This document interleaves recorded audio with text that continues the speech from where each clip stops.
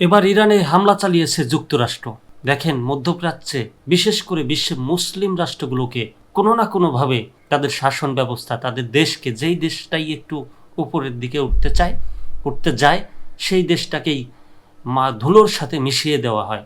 আফগানিস্তানের দিকে তাকায় দেখেন, ইরানের দিকে তাকায় দেখেন, তারপরে যে আরও কয়েকটা দেশ ইসরায়েলের আশেপাশের, যেমন ইরানে এখন হামলা চালাচ্ছে। ইসরায়েল কিন্তু বিশ্বের মানচিত্রে ছোট্ট একটা জায়গা, সেই ছোট্ট জায়গা থেকে তারা এমন আগ্রাসনভাবে নিজেদেরকে প্রকাশ করছে বিশ্বে, শুধু একটা মাত্র দেশের প্রভাবে বা সহযোগিতায়, সেটা হচ্ছে আমেরিকা।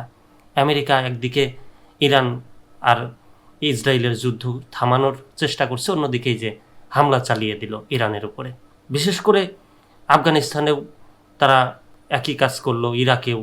পরে বছর 10 পরে, 5 বছর 10 বছর পরে বলে যে সাদ্দাম হোসেনকে মারা ঠিক হয়নি বা গাদ্দাফিকে মারা ঠিক হয়নি। কিন্তু তারা মূলত ইসলাম ব্যবস্থাকে ধ্বংস করছে, ইসলাম শাসনকে ধ্বংস করছে, এটাই তাদের মূল উদ্দেশ্য। ইরানের আণবিক শক্তি সংস্থা 3টি পারমাণবিক স্থাপনায় যুক্তরাষ্ট্রের হামলা নিন্দা জানিয়েছে। সংস্থাটি আন্তর্জাতিক পরমাণু শক্তি সংস্থার সমালোচনা করে উদাসীন এবং এমনকি জড়িত বলেও সমালোচনা করেছে। আজ রোববার বিবিসির প্রতিবেদনে এসব তথ্য জানানো হয়। এই বিশ্ব সম্প্রদায়কে এই হামলার নিন্দা জানাতে এবং ইরানের সঠিক অবস্থানকে সমর্থন করার আহ্বান জানিয়েছে। সংস্থাটি বলছে, শত্রুদের বিদ্বেষপূর্ণ পরিকল্পনা সত্ত্বেও বিজ্ঞানী ও বিশেষজ্ঞরা দেশের পরমাণু শিল্পকে এগিয়ে নিয়ে যাবেন। এই হামলার ঘটনায় আইনি পদক্ষেপ সহ প্রয়োজনীয় ব্যবস্থা নেওয়া হবে বলেও বিবৃতিতে জানিয়েছে সংস্থাটি। এদিকে ইরানের সরকারি বার্তা সংস্থা ইরন জানিয়েছে, ফিরদোতে মার্কিন হামলার পর স্থানীয় বাসিন্দারা বড় ধরনের কোনো বিস্ফোরণের লক্ষণ বুঝতে পারেনি। সংবাদ সংস্থাটি বলছে, ওই এলাকার পরিস্থিতি সম্পূর্ণ স্বাভাবিক ছিল। এ বিষয়ে বিস্তারিত জানাবেন সরকারি বিশেষজ্ঞরা।